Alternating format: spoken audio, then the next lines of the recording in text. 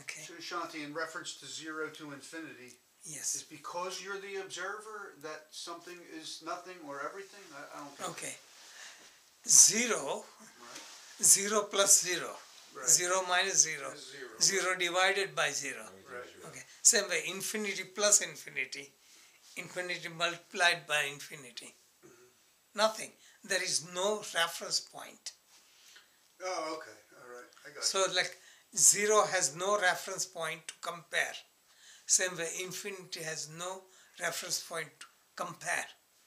So for example, just to understand, Is that like space. Is that Okay, how do you describe space? Right. Only way we can define space is my house. Right. So space in the house becomes space of house. Right. Space in the pot, space in the temple, Right. space in any building. A box, That's right, why. whatever. But really, space is space.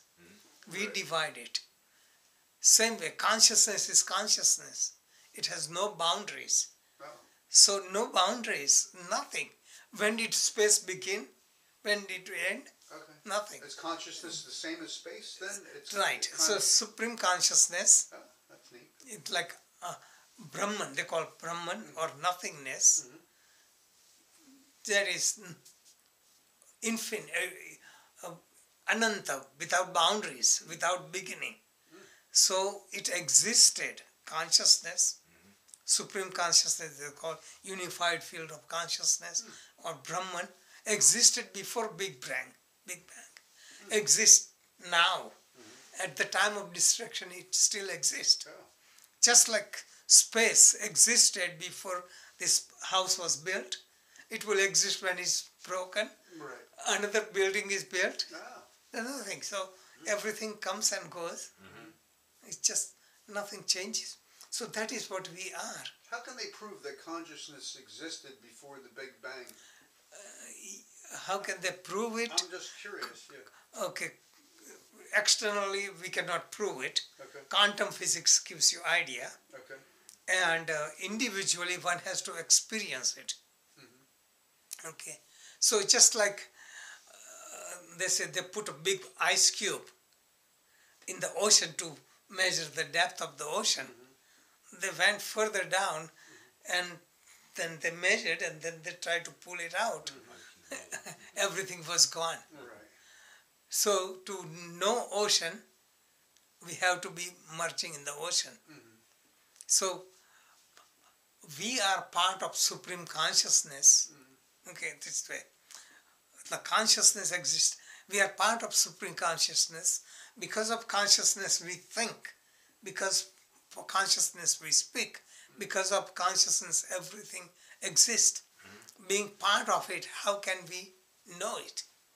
Only way we know is we dissolve ourselves. And ourself means our mind. The faculty with which that we become consciousness. So to know God, and otherwise, how do you know God? You cannot go know God by mind. You cannot argue about God. But you can become God. You dissolve yourself, so you become God. You experience it. Right. Then again you come in the body and then you want to describe God. How can you describe? Right. Because it's beyond speech, beyond mind. So this is why they say it could not be talked about. Right. So this is why they explain in the scripture, neti, neti, not this, not this, not this. Or another example, a master tell the disciple, bring fruit, but instead of that, let's say, bring the onion. Okay. Peel off the onions. Okay. What is the essence of onion? When you peel everything, nothing remains. That nothing is everything. Okay, so that gives you the idea. Yeah, that's cool. Nothing is everything. Zero is infinity. Yeah, So it is all pervading, and because of illusion, we exist. Time, space, names and forms are all illusion. And quantum physics, it did tremendous service. Because I want to explain, look at quantum physics. Nothing is real. Nothing is solid.